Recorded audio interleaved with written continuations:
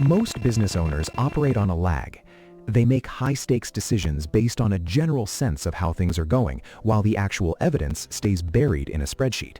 We're going to break down exactly how to extract that data and build a dashboard that interprets your numbers in real time, all without writing code. The goal is a system that identifies where you're losing ground before it becomes a visible crisis. Think about the moment you realize a specific product line is losing money. It's usually a Tuesday morning and you're looking at a report from 2 weeks ago. You find a margin error or an overcharge that's been compounding for days. The data was technically available the whole time, but it was dormant. It wasn't surfaced, so you couldn't act on it. This is a structural failure in decision-making. When we analyze businesses that struggle to scale, the evidence consistently points to a lack of frequent, automated KPI monitoring. Relying on gut feeling in a high-speed market is a liability. It's like trying to navigate a complex route by memory alone. You might get close, but you'll miss the subtle turns that actually lead to the destination. These informational gaps act as a constant drain on your momentum. Every day spent without a clear view of your acquisition costs is a day of unoptimized spending. The problem isn't a lack of hard work, it's a flaw in the workflow.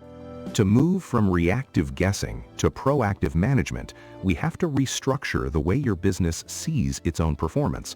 To build a dashboard that actually functions under pressure, we have to start with the structural foundation, your data storage. Most people default to Google Sheets because it's familiar, essentially a digital ledger we've all used for years. But the technical reality is that Google Sheets is a flat file system. While it's effective for simple lists, using it as the backbone for a complex AI dashboard creates a structural bottleneck. As a business scales, you stop looking at isolated rows of text and start looking at relationships. You need to see how a specific lead source correlates with long-term retention across different product categories. This is why the AutoBiz AI approach favors relational databases like Airtable. In a relational setup, a customer isn't just a name in a cell. It's a central hub connected to invoices, support tickets, and communication history. This organization is critical because when you eventually plug an AI model into this data, the logic is already baked into the architecture.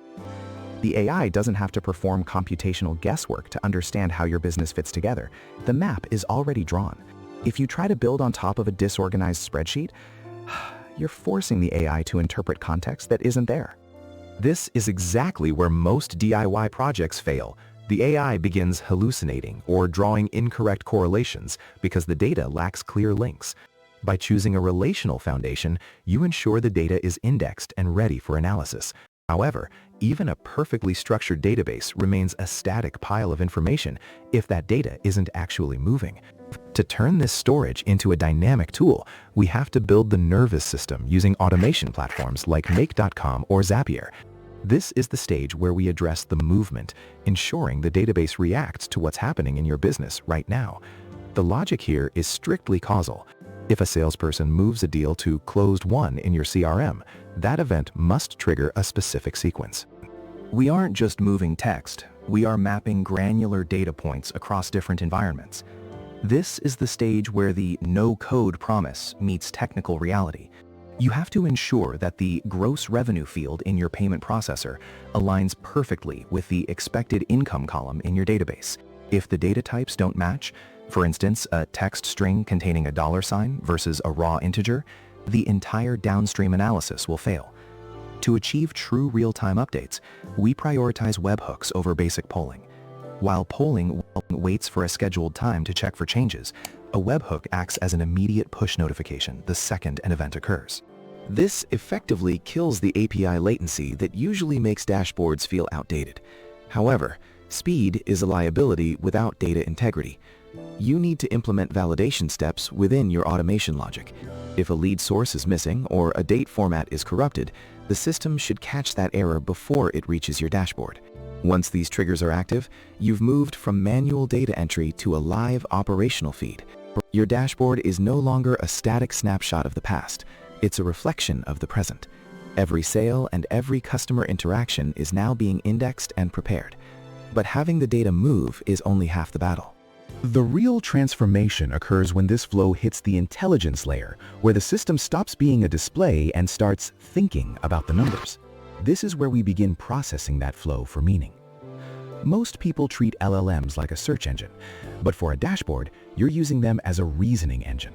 We're routing those clean data rows into an OpenAI or Claude module to categorize what the numbers actually represent in a business context. The effectiveness of this layer depends on the prompt structure. You aren't asking for a creative summary, you're setting specific parameters for a technical audit. A functional prompt might look like this. Compare the last 7 days of ad spend against lead quality. Flag any instance where the cost per acquisition is 15% higher than the 30-day rolling average, and check if the time to first contact for those leads has increased. This is where the system identifies patterns that a manual check usually misses. A human might overlook a 3% margin dip across 5 different regions because the total revenue still looks healthy. The AI, however, identifies that specific correlation instantly. It spots these inconsistencies, like a landing page that's attracting traffic but failing to convert high-value users, well before they show up as a significant loss in a monthly report. By setting this up, you're creating a continuous analysis loop. The raw data goes in. The API checks it against your historical benchmarks, and it writes a concise narrative summary back into your database. You're moving from a table of raw integers to a clear sentence that explains exactly where the friction is occurring in the sales funnel.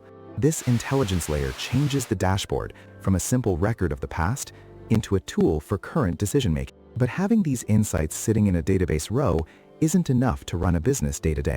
To make this information actionable, we need to translate that back-end logic into a functional visual layout. With the AI now processing data into narratives, the system moves from a background process to a live interface. When building out the UI in a tool like Softer or Glide, the priority isn't aesthetics, it's the systematic reduction of cognitive load. You are designing a layout that presents 3 distinct layers of evidence. The top layer displays the current status, the raw KPIs that indicate the immediate state of the business. Directly beneath this, the trend layer provides the historical context, showing whether those numbers are stabilizing or drifting. The critical addition to this layout is the active insight block. This is a dedicated text area where the AI-generated summary is surfaced. In a standard dashboard, a sudden dip in a line graph usually triggers a manual investigation, a hunt through logs and spreadsheets to find a cause. Here, the forensic summary sits alongside the data. If conversion drops by 12%, the text block identifies the causal link immediately. Checkout page latency increased by 400 milliseconds for mobile users after the latest update. This configuration addresses the interpretation lag, the time and mental energy usually wasted trying to figure out what the data is trying to say. By grounding the AI's reasoning next to the hard numbers, the dashboard moves from a passive display to a diagnostic tool. You aren't just identifying that a problem exists, you are looking at the specific variable that caused it. This is the operational shift from reactive troubleshooting to informed management. However, the utility of this interface depends entirely on its long-term reliability. As the volume of data increases, the challenge shifts from visualization to maintenance, ensuring the logic scales into a robust technical foundation. But that foundation is only as good as the habits surrounding it. The real utility comes from how you integrate it into your daily workflow. Most business owners treat data as a reference archive, something they look at only when they have a specific problem. To make this sustainable, you need to shift that perspective. This isn't a storage unit. It's an active tool for navigation. I recommend a 15-minute weekly review. Every Monday, before you get pulled into the reactive cycle of emails and meetings, you open the dashboard. You aren't digging through raw spreadsheets or individual cells. You focus on the active insight layer we established. You're looking at the AI-generated summary to identify which specific variables shifted while you were away. This allows you to isolate the few high-leverage activities that actually impacted your bottom line, rather than getting lost in the noise. The impact is measurable. When you move from vibe-driven decisions, which are often just emotional reactions to the most recent crisis, to execution based on these metrics, you eliminate the hidden costs of missed opportunities and inefficient spending. This isn't about chasing hypothetical growth. It's about identifying the causal links in your business and reinforcing what works. You have the blueprint now. You've seen how to structure the storage, connect the logic, and layer on the intelligence. This level of oversight used to require a massive development budget, but the tools are accessible now. The data is already there. It just needs to be organized. Instead of guessing your way through the month, you can now lead with a clear understanding of your numbers. I'll see you in the next breakdown.